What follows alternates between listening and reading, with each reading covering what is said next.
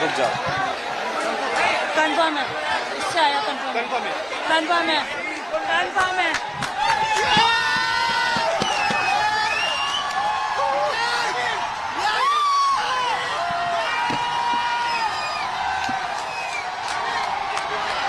We have done it! We have done it!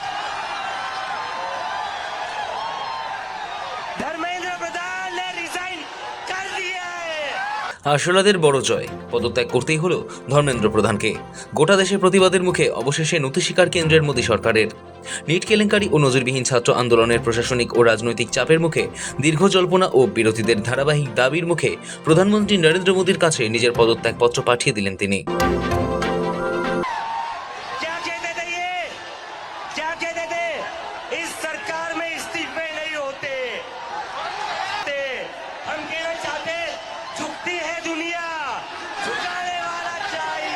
ये और ये इस्तीफा गवाह इस बात का, अगर आप लोग डरेंगे नहीं, अगर आप लोग इस सरकार के सामने झुकेंगे नहीं, तो अच्छे के इस्तीफे ले सकते हैं। পদত্যাগের পর তরুণ বন্ধুদের জন্য দুপাতার একটি খোলা চিঠি লিখে নিজের এই সিদ্ধান্তের কথা জানিয়েছেন ধর্মেন্দ্র।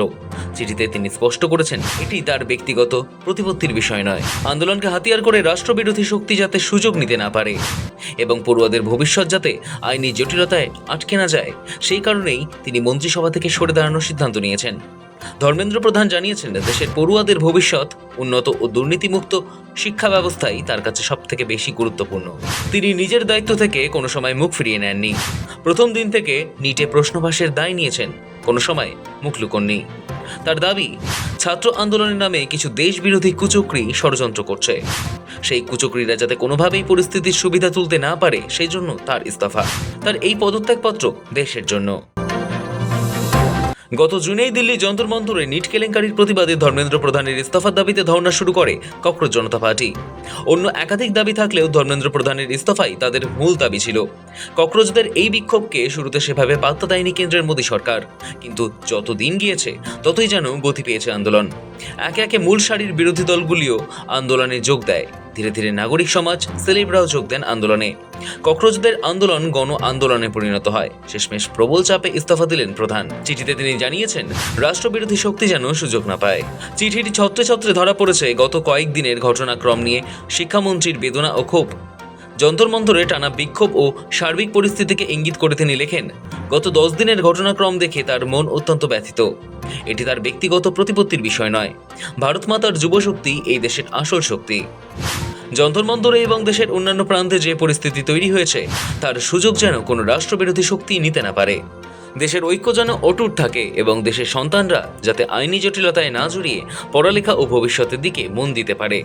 এই সব দিক বিবেচনা করেই তিনি প্রধানমন্ত্রীর কাছে পদত্যাগপত্র পাঠিয়েছেন। ধর্মেন্দ্র আরও জানিয়েছেন, তরুণ সমাজকে কোনো বিভ্রান্তির চক্রব্যূহে ফেঁসে যেতে দেবেন না। এটাই তার মূল সংকল্প, কারণ যুব সমাজ কেবল ভারতের ভবিষ্যৎ নয়, বরং নতুন ও উন্নত ভারতের মূল কারিগর। নিট কেলেঙ্কারি ও সরকারের পদক্ষেপ। খোলা চিঠিতে 3রা মে নিটের ইউজির পরীক্ষায় অনিয়ম থেকে শুরু করে সরকারের নেওয়া একের পর এক কড়া ব্যবস্থার খতিয়ান তুলে ধরেছেন সদ্য প্রাক্তন শিক্ষামন্ত্রী। তিনি জানান, সিবিআই তদন্ত ও পুনর্মূল্যায়ন। অনিয়ম প্রকাশ্যে আসা মাত্রই কেন্দ্রীয় সরকার দ্রুত তা খতিয়ে দেখে তদন্তের দায়িত্ব সিবিআইয়ের হাতে দেওয়া হয়। বাতিল করা পরীক্ষার পর গত 21শে জুন আবার সফলভাবে পরীক্ষা গ্রহণ করা হয়। আগামী বছর থেকে সিবিটি মোড পরীক্ষা ব্যবস্থায় স্বচ্ছতা আনতে আগামী বছর থেকে নিট পরীক্ষা পুরোপুরি সিবিটি বা কম্পিউটার ভিত্তিক মাধ্যমে আয়োজন করার সিদ্ধান্ত নেওয়া হয়েছে। ফলাফল ও সাফল্য। গত 16 জুন নিটের ফলাফল প্রকাশিত হয়েছে, যা অত্যন্ত সন্তোষজনক এবং এতে দরিদ্র পরিবারের বহু মেধাবী পরীক্ষার্থী সফলতা অর্জন করেছেন। তিনি দাবি করেন, প্রথম দিন থেকেই তিনি এই পরিস্থিতির সমস্ত নৈতিক দায় নিজের কাঁধে নিয়েছিলেন এবং পরীক্ষা মাফিয়ার কারণে যাতে কোনো মেধাবী ছাত্রের সম্ভাবনা নষ্ট না হয় তা সুনিশ্চিত করার চেষ্টা করেছেন। 4 দশকের যাত্রা। প্রধানমন্ত্রীকে ধন্যবাদ। বিগত 4 দশকেরও বেশি সময় ধরে ছাত্র, শিক্ষক ও শিক্ষা সংস্কারের কাজে যুক্ত থাকার কথা মনে করিয়ে দিয়েছেন ধর্মেন্দ্র প্রধান।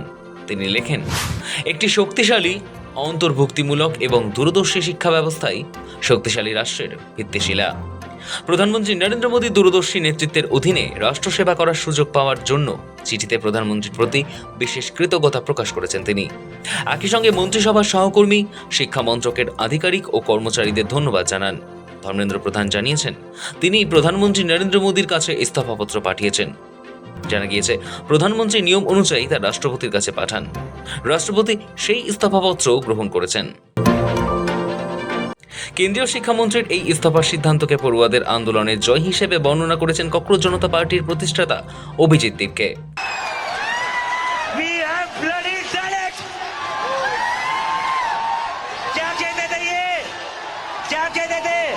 इस सरकार में इस्तीफे नहीं होते। क्या कहते थे? इस सरकार में इस्तीफे नहीं होते।